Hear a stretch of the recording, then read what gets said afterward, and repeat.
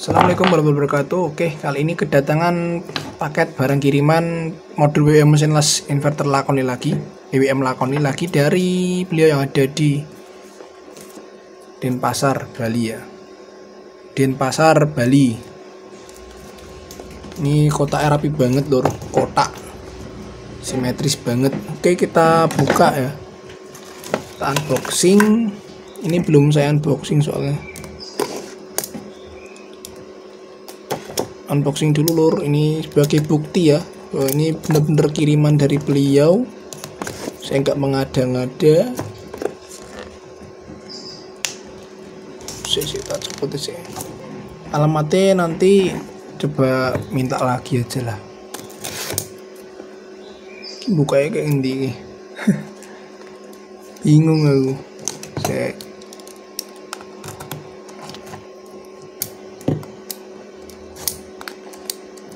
Oke. Dari mana bukanya? Kok samping gitu ya? Saya nggak bingung nih guys.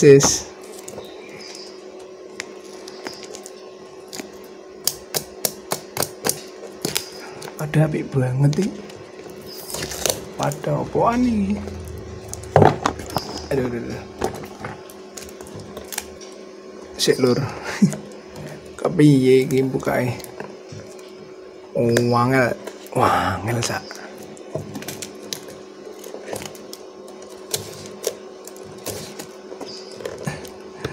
Gitu iki. Oh, di kayak box. Ini ya kayak box hadiah. Bagus banget ini, pas. Iranya juga pas loh dengan ini, BWM-nya juga pas. Gak ada apa-apanya. Saya kira ada paket lagi, ada komponen yang dibawakan, ternyata nggak ada, cuma ini unitnya. Gue udah diganti-ganti ternyata lur. Wah ini ternyata sudah pernah di servis, ada bekasnya nih. Ya. Wah, chamberannya banyak sekali. Tolong iki kepiye to iki? Bisa dijember iki carane ndek jipo IC nyedot IC apa ora sabar Pak. Mesti jemper kayak gini lur. Maksudnya kalau jempernya itu karena mungkin jalur putus aman ya, ini kan jalurnya mungkin putusnya itu karena disengaja. Maksudnya bukan disengaja sih, kayak emang karena kesalahan saat mengambil IC-nya aja, jadi kayak gini.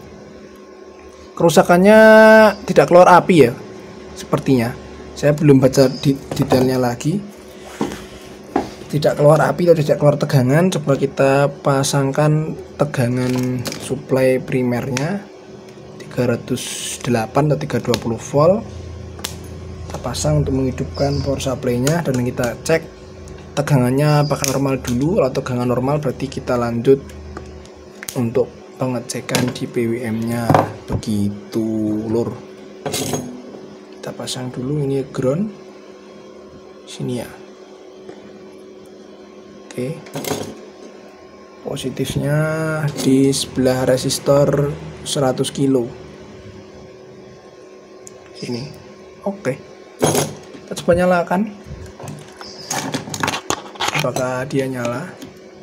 Oh, nggak nyala lur, nggak nyala. Padahal tegangan sudah ada. Oke, kita langsung cek tegangannya. Lampu indikator nggak nyala, berarti menandakan PSU nya mungkin belum bekerja atau sudah bekerja tapi tegangannya ngedrop. Oke, mari kita cek bersama-sama. Kita cek dulu primernya lur, untuk memastikan bahwa tegangan primer itu masuk ya.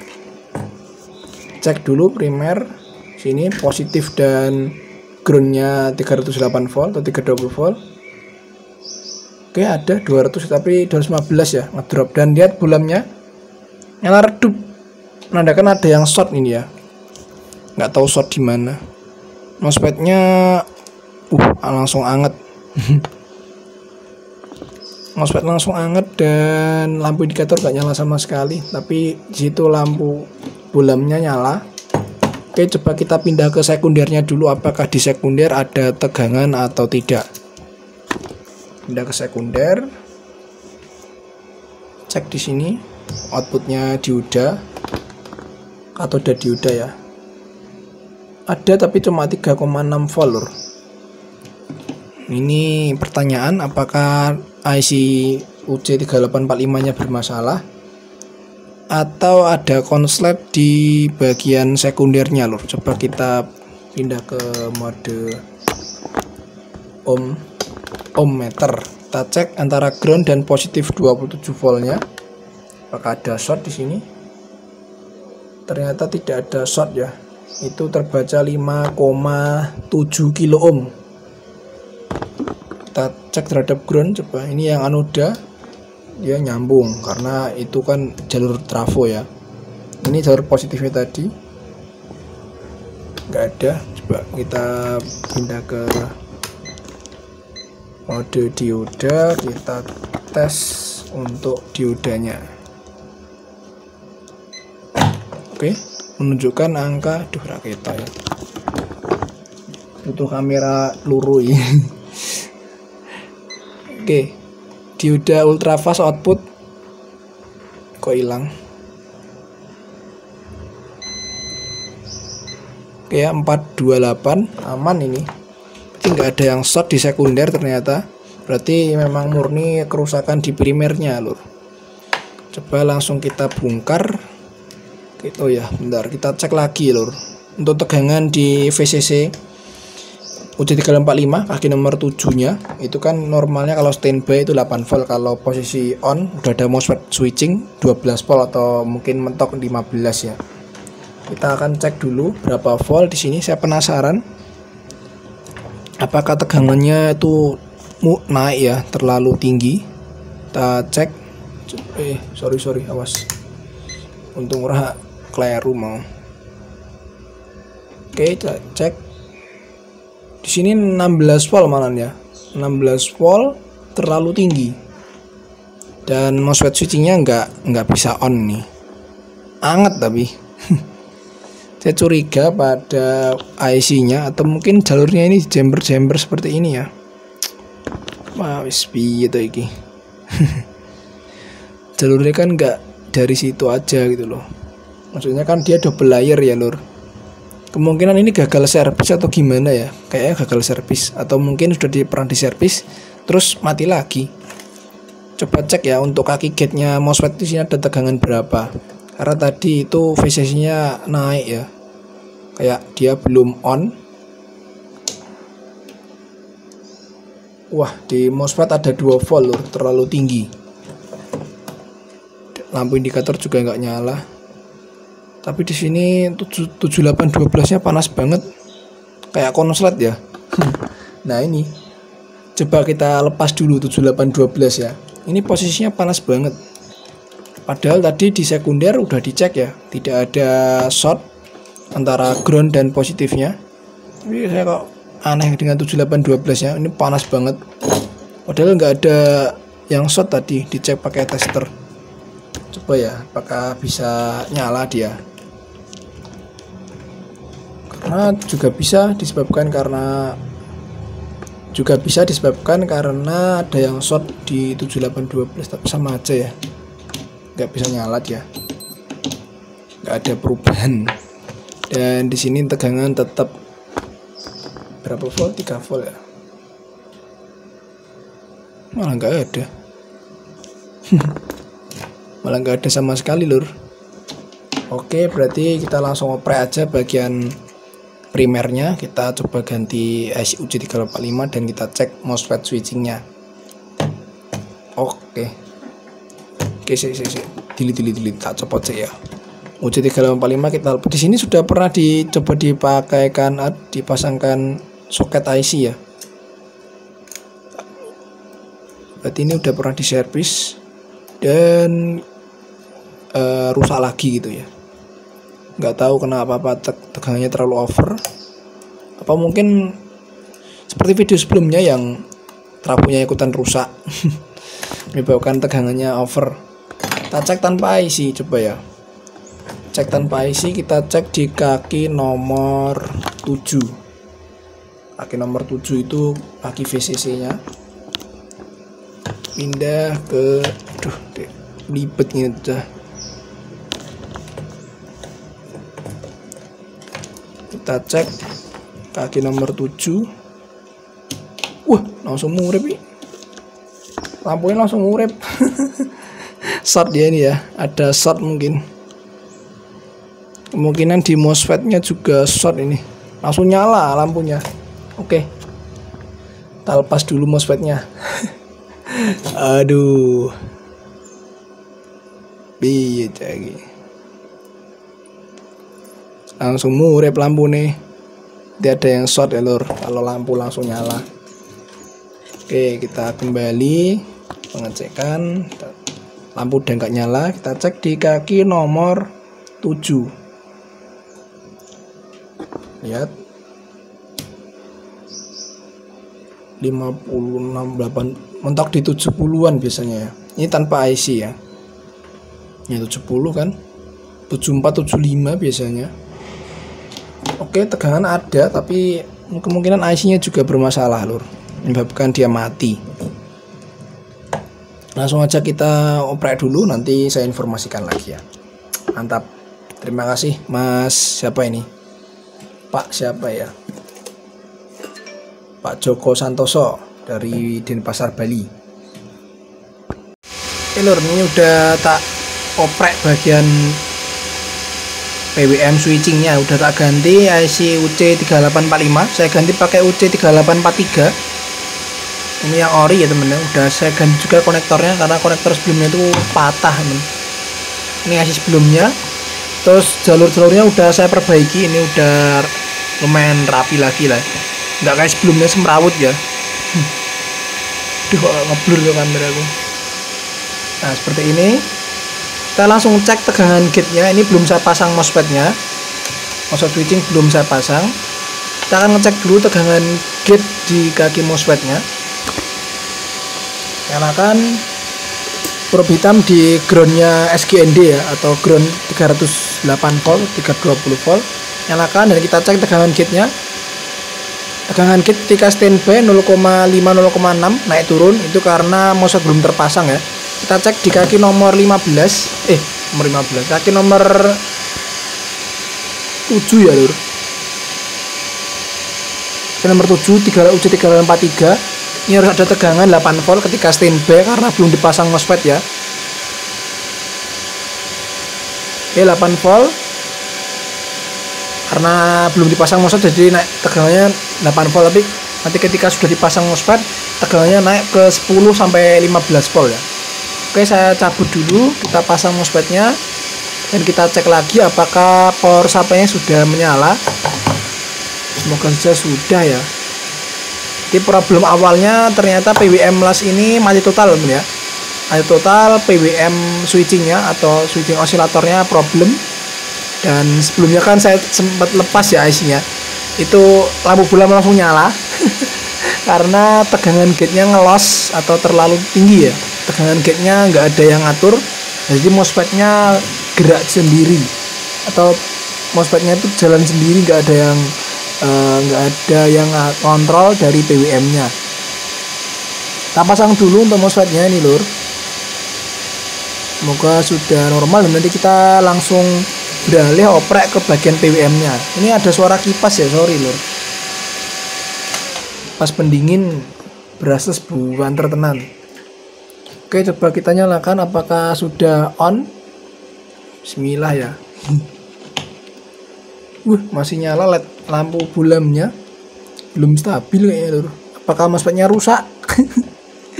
Coba saya akan ganti dulu MOSFET-nya ini K2837 ya. Karena bulamnya nyala, lihat. Ya. Nah, langsung nyala. Sepertinya MOSFET-nya rusak ini. MOSFET-nya ikutan jebol.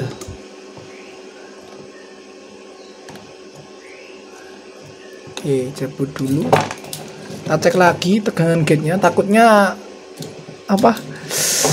Takutnya IC-nya jebol lagi lur. Tio lali tuh cara tak cek sih mau MOSFET.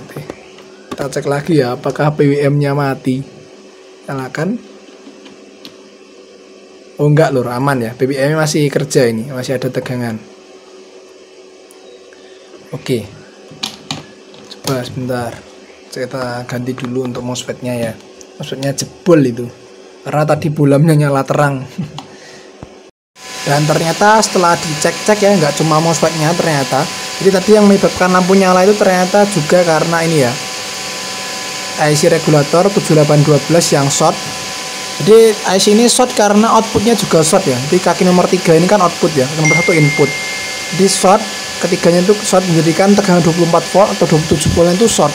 Sehingga lampu langsung nyala karena output power supply yang utama itu kan 27 volt dan negatif 27 yang diturunkan oleh 7912. Dan yang positifnya kan simetris ya. Positif itu short karena 7812 short. Dan outputnya nomor 3, kaki nomor 3 juga short dikarenakan mungkin kedua IC ini juga short nih. Kita cek ya. Di kaki nomor 3 ini kan input 27 volt dari output dioda. Jadi saya kira diodanya rusak, ternyata setelah saya lepas dioda ultrafastnya itu nggak apa-apa diodanya. Kita cek ya, ini kan yang ini input, yang tengah ground, yang nomor 3 ini outputnya. Kita cek pakai ohmmeter. Ini kaki inputnya nggak short. Oke, ini kaki ground nyambung ya. Ini nomor 3 outputnya. Lihat, dia short 0,1 ohm. Jadi ada yang short juga ini di bagian IC atau bagian lain. Kemungkinan juga IC karena supply 12 volt itu digunakan untuk IC PWM K3525 dan op-ampnya CRX40 dan juga ini SCR MCR 106 ini juga supply dari 12 voltnya.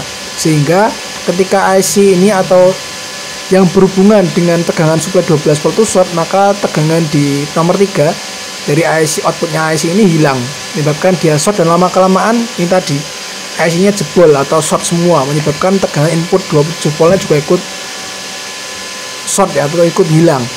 Kita cek di sini ya, ini udah diganti 7812 tapi 12 voltnya belum keluar dan lampu indikator belum nyala. Kita coba nyalakan sebentar aja. Kita cek yang 27 voltnya udah keluar.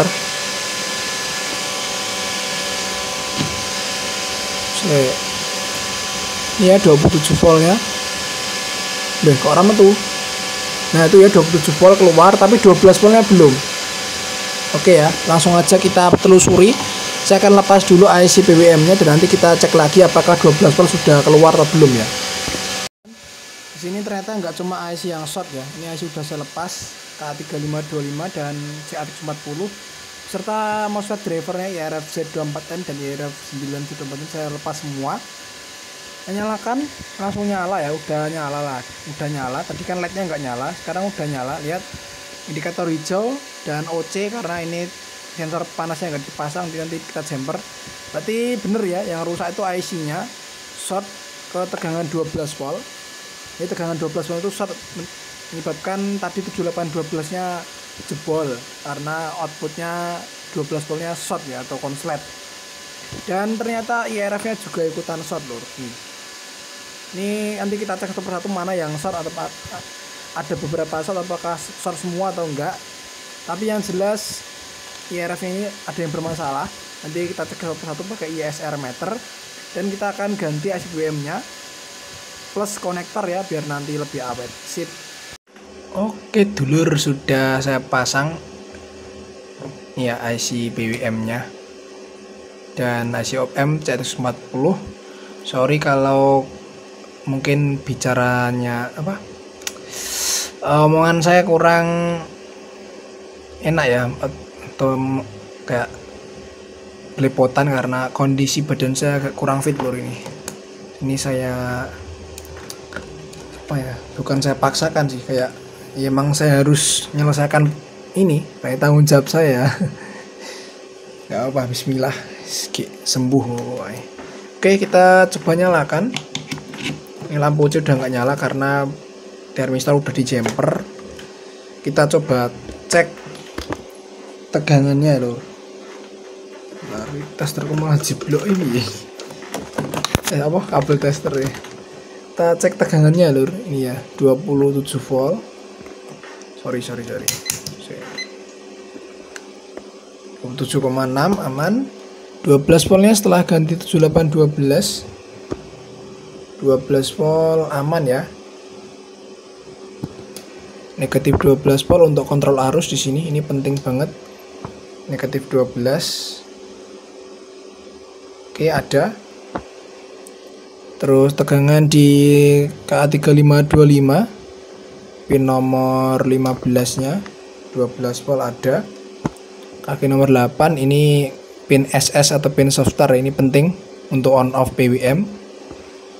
4,8 ada lur. Nomor 2 dan nomor 16 di jumper ini 5 volt VREF dan non inverting ya, 5 volt. Sorry. Oke, 5,1 aman. Sekarang output A dan output B. Komparator dulu nomor 9 ding. Komparator ini tegangan normalnya 3 sampai 4 volt. Oke, 3,8. Nomor 14 output B PWM 5 volt. Output A nomor 11 harusnya juga sama. Oke, sip. Cek frekuensi ya lur. Nah. Oke, kita cek frekuensinya di kaki gate-nya MOSFET IRF.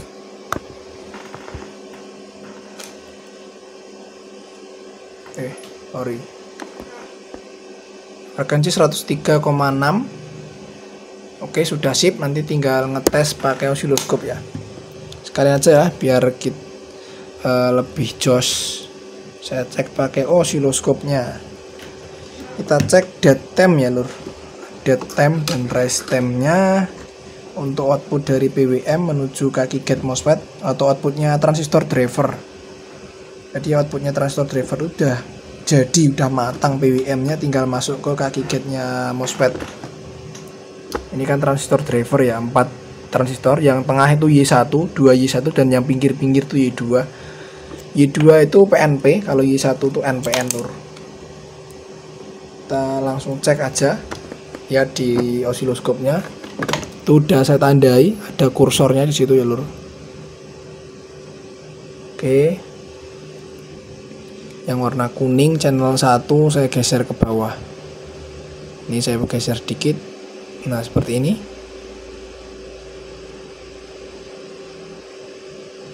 Oke. Saya perlebar. Mantap ya. Udah mantap. 103 ya, sama seperti yang di tester tadi.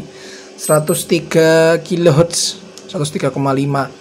Duty cycle-nya 43,4% dan VRMS-nya 6,2 volt. Antara N dan P channel di fase yang berbeda. Itu datum sudah bagus ya. Tinggal kita pasangkan MOSFET IRF-nya loh.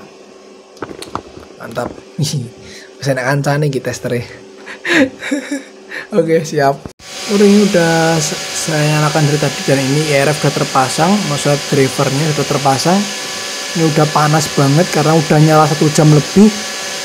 Udah saya nyalakan lama dan aman-aman aja ya lur. Alhamdulillah PSU aman, tegangan aman, frekuensi aman. Kita langsung cek pakai osiloskop ya lur. Oke, di sini udah nyala osiloskopnya. Kita lihat ya. Nah, ini sudah jos, bentuk gelombangnya juga sudah rata. Frekuensi imbang 102,3 kHz dengan VRMS atau Vmin nya 17 volt dan duty cycle naik menjadi 57%. Ini normal ya. Volt peak to peak 33 volt. Kita coba cek pakai multimeter. Kita coba cek ya, sekalian ini udah saya tambahkan potensio untuk ngetes feedbacknya, feedback kontrol arus. Kita cek di sini outputnya PWM. Oke, 16 volt. Tegangan gate-nya IRF N channel 5,4 volt. Oke. Yang P channel 20 volt. Ini N channel lagi 5,4 volt. Ini P channel 20 volt. Sekarang kita cek di ini ya, kaki nomor 3 potensio dan kaki nomor 2. Kaki nomor 3 inputnya tegangan. Ini biasanya tegangannya sekitar 6 sampai 8 volt. Dan nomor 2 ini outputnya dari potensio, berarti mengikuti putaran potensio ke kanan dan ke kiri. Kita lihat tegangannya nomor 3 6,6 volt, dan ini ketika potensio diputar-putar dia naik turun, tapi enggak signifikan karena ini inputnya. Kaki tengah sekarang kita putar pelan-pelan. Oke, naik terus 1,8, 2 volt, 3 volt, ini pelan-pelan ya, naik terus. Oke, sampai 6,3 volt. Sekarang kita cek di kaki sender, isinya dari sender 8V2, kita cek kaki katodanya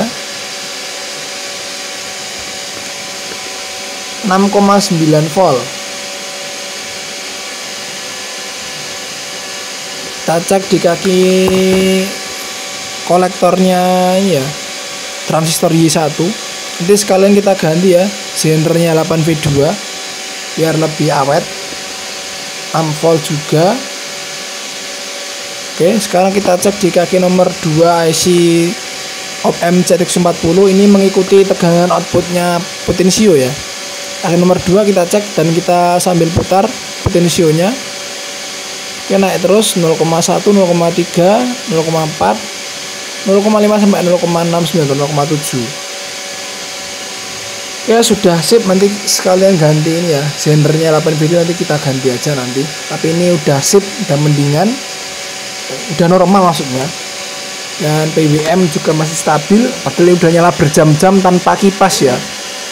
Sudah aman, tidak ada cacat frekuensi juga, dan kondisi IC K3525 maupun ZX40 juga hangat ya, normal karena udah nyala berjam-jam tanpa kipas.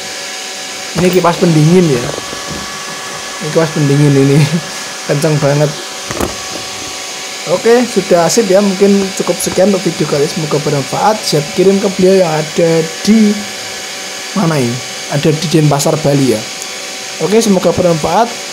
Sampai jumpa di video selanjutnya. Wassalamualaikum warahmatullahi wabarakatuh.